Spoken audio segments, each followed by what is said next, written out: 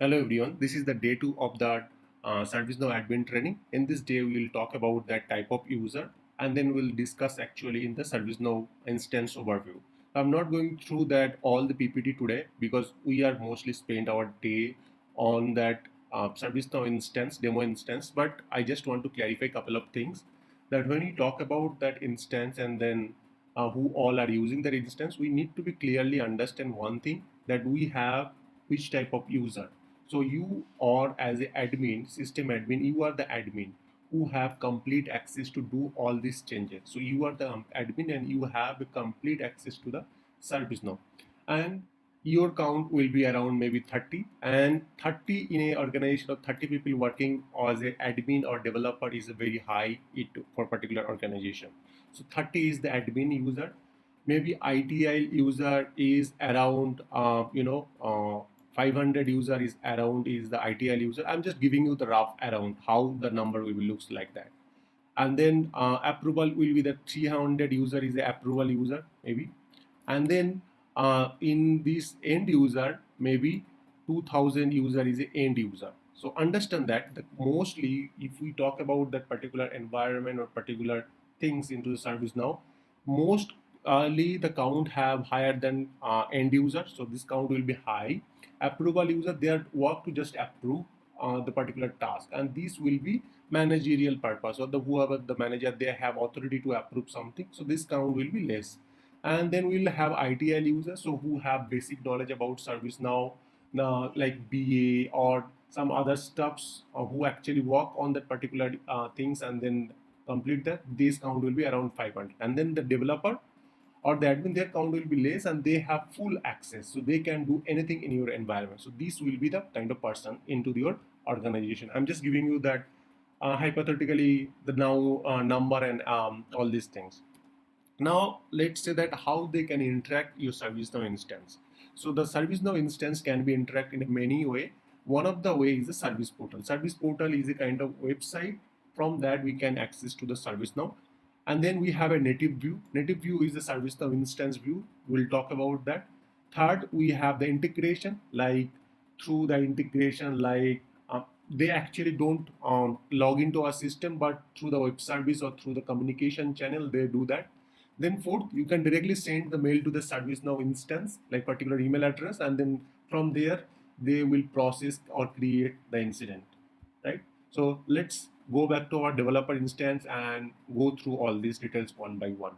So now you can see this is my ServiceNow demo instance. Instance means that particular URL. I mean, I am in that Chrome browser, and in this browser, I hit particular URL, and that URL need my username and password. So I need to put username and password to log into this environment. Now this environment or this instance can be accessible through the internet, and it can be used any application like mobile, iPad, desktop, laptop. What we have to do, like a website, I have to give my particular this URL and username password to log in this environment.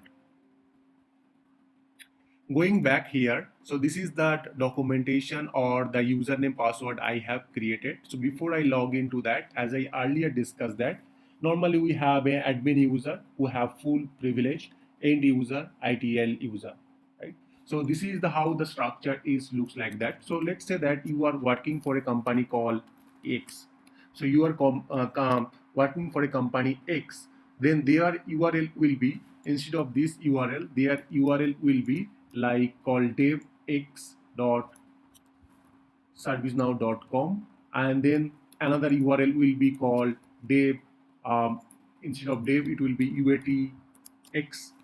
uatx.servicenow.com. So there for company, particular company, as I show you in the earlier PPO, for particular company they will dedicatedly create specific instance called dev uat production environment. Then maybe their production environment name will be called prod x.servicenow.com. So this is how it looks like that. Okay.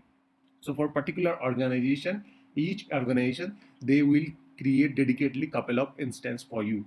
So our case, what we did, we go to this developers.servicenow.com, and then from there we created our personal environment for our own practice purpose. So this is our developer link they have provided, and here we are going to practice that. But for an organization level, they will give, the ServiceNow will give that dedicatedly instance for organization called dev x.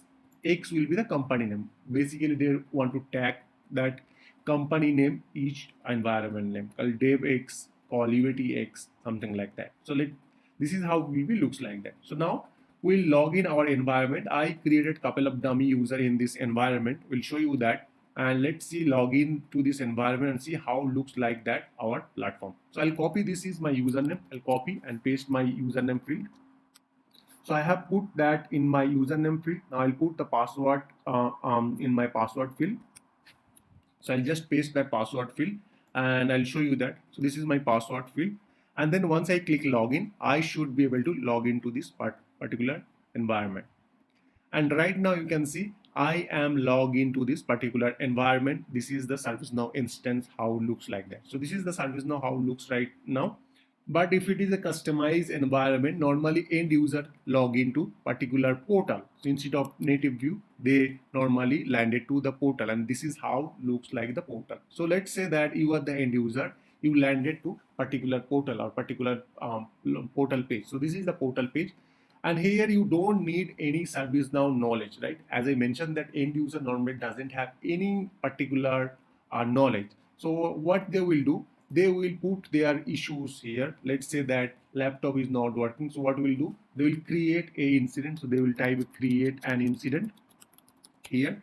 Once they search that, a particular form will be shown there. They will click there, and then here from this they will create a incident here. So they will say that here I'll select that called urgency is high, and then here I'll put that my laptop is not working.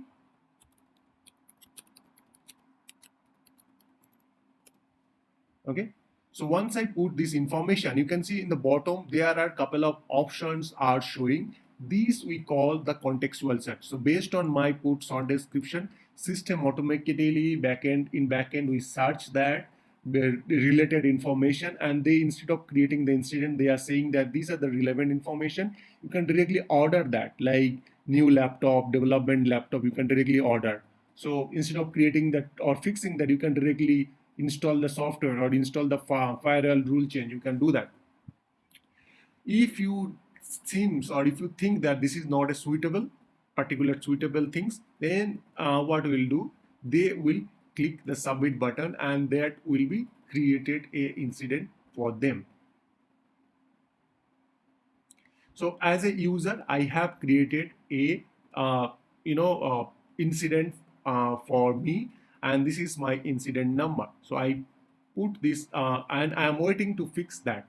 Okay, so my laptop is not working, so I have submitted that, and I am waiting and I'm seeing that the status, and right now the state is right now this the incident state is a new state.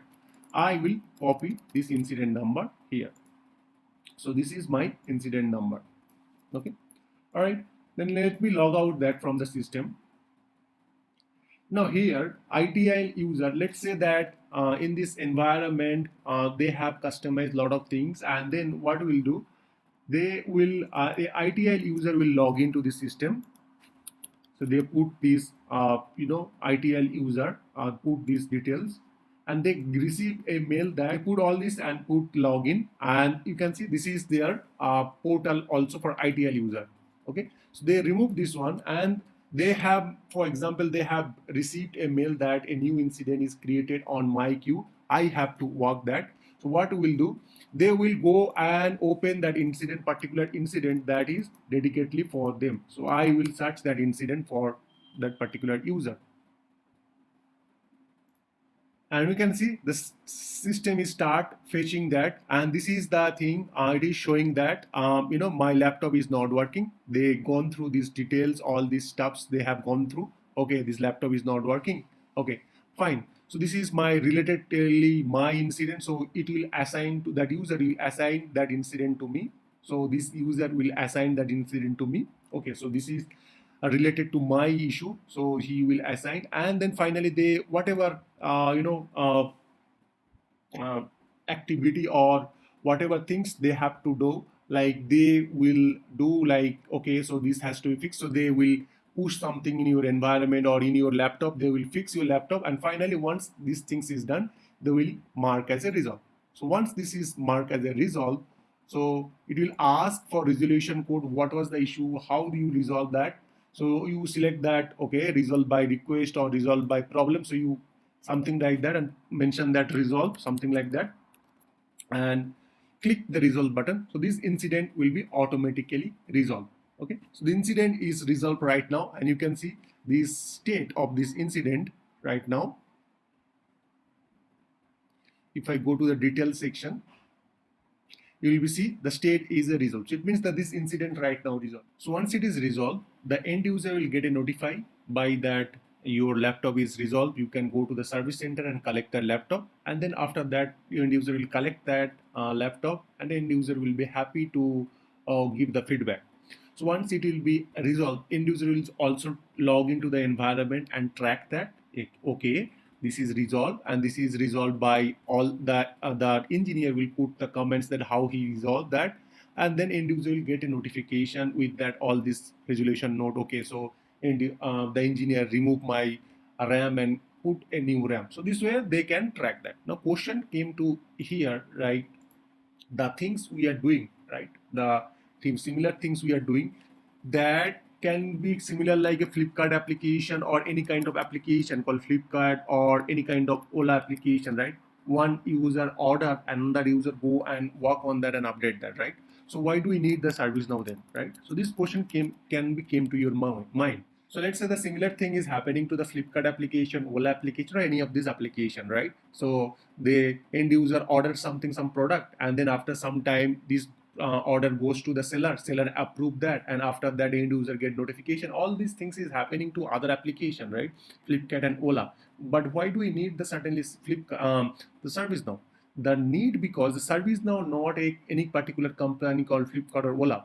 They can directly, instead of building their own application called Flipkart or Ola or any particular application, they can rent this ServiceNow application with that some 2,000 or $20,000. They can rent that application from their ServiceNow, and then they can utilize that. They don't need to maintain all these call specific things. They don't need to maintain. Everything can be managed by the ServiceNow. Okay, and then they just have to be put the maintenance charts, give the ServiceNow the maintenance charts. They don't need to create the separate server for that, so they need the server to maintain this application, so they don't need that. So they will give that this 20,000 this dollar to ServiceNow, and then ServiceNow will maintain their server. All these things ServiceNow will take care, so they don't need to update, they don't need to do anything. Instead of that, they will focus their business, and then ServiceNow will maintain their own thing, right? So similarly, for this is the way that you don't need to separate application for that. ServiceNow will do all those for you. So you just hire and give some dollar to ServiceNow, and they will maintain everything. Now question came to right now, as a admin or as a ServiceNow developer or admin, why or what role for us, what role our, right? So ServiceNow is a standard application. You can say this is a standard application that might be fit Flipkart, that might be fit Ola. All these things are not fit to that company, right? So ServiceNow is a customizable company. So customizable thing. So we can customize everything we needed as a developer or as an admin. We can customize, and based on the Ola requirement, we can change that ServiceNow instance. Okay, so the portal I show you, right? So this is the portal. You see this portal. If I change this URL, this is a portal. Here we can change based on our accordingly whatever we needed, right? So this might be like the Ola company, but this might not. This might not be very good in for the Flipkart. So we can customize these things based on our own company. We can brand that. Let's say that this I don't need that. I need a Flipkart brand here, right? So we can, based on the ServiceNow is a customizable product, and that's the reason we can customize as a ServiceNow developer or as an admin, because when you rent that for 20,000, ServiceNow will give you the standard application for server and all those, but as a developer or a other developer or admin, your responsibility to customize that for your specific customer. So here to develop and maintain, maybe you need a 200 developer, but here you need maybe 10 admin and 10 developer who can maintain this service, the whole application, and based on the requirement, they can uh, work on that. Understand? So let's go back to that service now as an admin, and I will show you that what all features you have. So if I go back as a ITIL at that moment, so this is the ITIL platform. You can see the first thing in the top, I can see my name called ITIL user, and then I have a options called profile, preferences, and logout. But if I log in as an admin, I will see far more options. I'll log into that as admin and I'll show you that. So this is the profile, this is the preference, this is the logout button. If you click the profile button, you will directly land to your profile page, and this here it named that ITIL user, first name and last name. The business phone, mobile, title, all these are read only. You can change the date format, time zone format, and if you click here, you will see that different type of view is available. What is view will come to that point, but at that moment each view have a different kind of field. So I'll click here and then I'll switch to the default view, because default view have most of the fields available. And you can see at that moment here, once I change to the default view, I see few more fields here, and at that moment there is a few more related list. We call these all are related list. What is related list? We'll further discuss that. We see further more data, and here you can see there is a tab called role. Under this role we have a role called ITIL role. So I am a ITIL user. I have a role called ITIL. Although along with that I have 44 role at that moment. So we'll discuss that further moment. But the top we have a profile. From the profile we can go to our own profile. Then we have a preferences. We click that preferences, and then here under the preferences we can see the theme. Using the theme we can change the theme. Like right now we have a default theme. We click the dark, it will switch to the dark theme, and all the background will be little dark. You can see this is the dark, looks like that. So if you want to go and change the themes, you can theme that. Now in this case, let's say that Ola need for Ola company, right? So I'll, or maybe company X, I'm not putting that X, and then company Y need 30 theme or 10 theme for their end user. So as a developer, our responsibility to create the theme for them. So ServiceNow is a customizable thing, so they give us an instance, and then as a ServiceNow developer will create 10 theme. Okay, so we'll create theme, so that this Y company use the 10 theme, but X company need 20 theme, so we can create X company for 20 theme. So let's say that I am working for a company X, so my responsibility will be all for X company, so I will create 20 theme for the X company. Okay, and then end user will use this 20 theme. Now so this is the preference I talk about. So we'll switch back to the default theme. It's called this is the default thing. Now I'll go back to the preferences. Here we have a notification. Under this notification, we can get a various kind of notification, like email notification, system notification. If we want to turn off specific notification, we can easily turn off those notification. Now under this display, we can see there are how the date will be looks like, what will be my time zone. We can change from these display preferences. Under this accessibility, if we want to turn on or turn off any accessibility, we can do. On the top, you can see we have a global search. Using this global search, we can search any particular incident or any particular change number. We can directly search here. You can see this is the global search. Now, if you see right now, I am in my user profile, or I am my user. I click here and then go to the profile, and this is my user profile. That's the reason in the top it's showing user, then here dash, and then the display field or the display thing ITIL. My name is ITIL user, that is showing in the top. This is the left navigation. You can see this is the left, we call left navigation. Here all these things are showing right now. So these all we call the application. Each application have a various module. So these all call module. We call the module. And here we have a favorite, and then we have a history. So whatever options or whatever things we are using last few days, we can directly click that under the history and we can go there if we need it. This is the workspace. So we'll talk about that later, little bit later, about the workspace. But at that moment, we have these are the options available.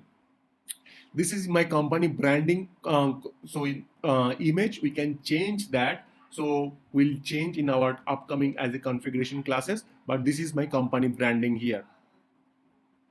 So we'll click here, and here you can pin that.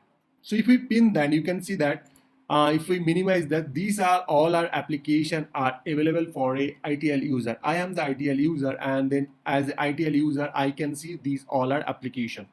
So this self-service application or self-service application is very important. Under this self-service application, we can see most of our use cases application. First, you can see these all are application. Under the application, we can see these are the modules. So if we click the incident, it will show all the incident at that moment, and these we can see all these incident details here. So if we click each module will react different based on their use cases. So you can see this is the knowledge article, this is the employee center portal, it will go to the employee center portal. So each module will react different things. We call as a this all we call that left navigation, application and menu. Here we have a search functionality. We can directly search that. Let's say that I can search that incident. Why I am talking again and again incident? Because incident is a very important factor here. We'll come to our next session. We'll discuss that further. But we can search depending on that particular. We can directly search that particular module. We can particularly search any of this application also. Let's say that password reset. We can directly search with that, and then we can go to this application event. Okay, so this is how it works. And then here also in the favorite, we can search the same thing. History also, we can search that same thing. Now let's say that we have like or very frequent application. We can mark that application as a favorite. So we can click the plus the star options, and then it will show that how the name will be looks like that. By default, it will copy that application name here, and then we'll click the done. Once we do that, under the favorite, this module will be available, and you can see this module is available right now in the favorite. And if you want to, instead of this left navigation, you can favorite can be pinned. Your favorite module can be pinned, and after that you can all access this module. Now apart from this, we have a service catalog. What is service catalog, how we can use that, we'll discuss that in our further class. But on an overall this is the things. This all we call the notification. Like if we want to send some notification particular user, we can show this is the notification. This is for our help purpose, and then if you want to check something, we can directly discuss here from these things. So this all about that how the ITIL user looks like, or how the ITIL user is used their application very first time. Now go back to the, I'm going to that incognito mode, and I'm going to log in this environment as an admin, so I can show you the differences. So I'll log into this environment. Now, if you go to your organization, you might not need to give username password every time, because they have maintained the SSO. So what is SSO we'll discuss also, but they normally maintain the SSO. So I'll copy these username, paste here, and then password also I'll copy and paste here. And I'll show you that what is the difference between admin and normally the things you are seeing. So this is, I am logging as an admin. Admin have a privilege to modify everything in this application or in this environment on the platform. Once I log in as an admin, at the top it is showing as a system admin, and you can see here itself is showing various options called impersonate user, evaluate, print friendly version. These options are not available into this ITIL user. You can see they don't have these options here, right? When you go to the left navigation, you can see you can only mark the favorite. But if I go back to as a admin, you will have a options called configure also, edit application, edit module, because you are the admin and you have a privilege to do many more things here. Also, you can see here you have a globe icon where you can select the application and update set, but these things is not available for ITIL user, because they are the ITIL user and you are the admin which have the more privilege. So understand that there will be always a difference between admin and then the normal user called ITIL, or maybe you can say that end user, they have they will have some differences, and admin will have high privilege. He will have, or that admin will have all the access which does not have ITIL and end user. How they are maintaining that? Using the role. So using the role, if you have role called admin, then you will have more control or more visibility. If you have ITIL user, you will have ITIL role. So this we call the role, ITIL role. You will have less power. So these things we'll discuss in our upcoming video. So till the time, thank you very much. Have a great day.